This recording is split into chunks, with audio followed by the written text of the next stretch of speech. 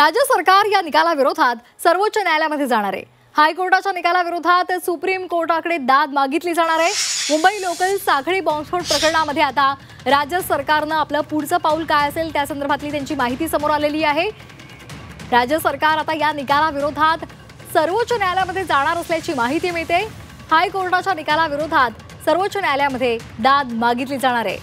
सर्व आरोपींची हायकोर्टानं निर्दोष मुक्तता केलेली आहे आणि त्या याच निकालाविरोधात सर्वोच्च न्यायालयामध्ये राज्य सरकार आपली भूमिका मांडणार आहे, त्या संदर्भात याचिका दाखल करणार आहे।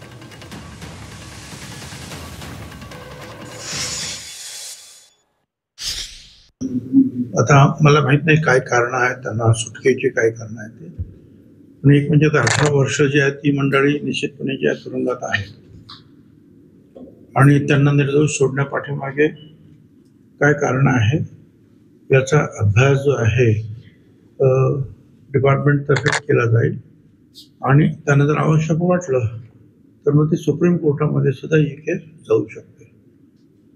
पण या क्षणाला त्याबद्दल ठोस असं काही सांगणं मला शक्य।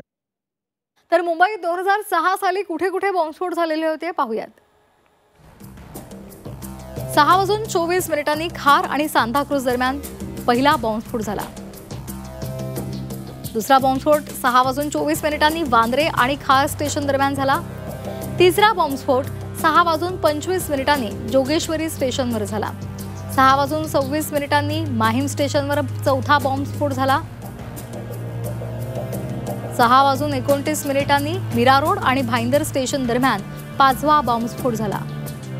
सहावा बॉम्बस्फोट 6:30 माटुंगा स्टेशन आणि त्याचबरोबर माहीम स्टेशन दरम्यान झाला। 6:35 बोरिवली स्टेशनवर सातवा बॉम्बस्फोट झाला।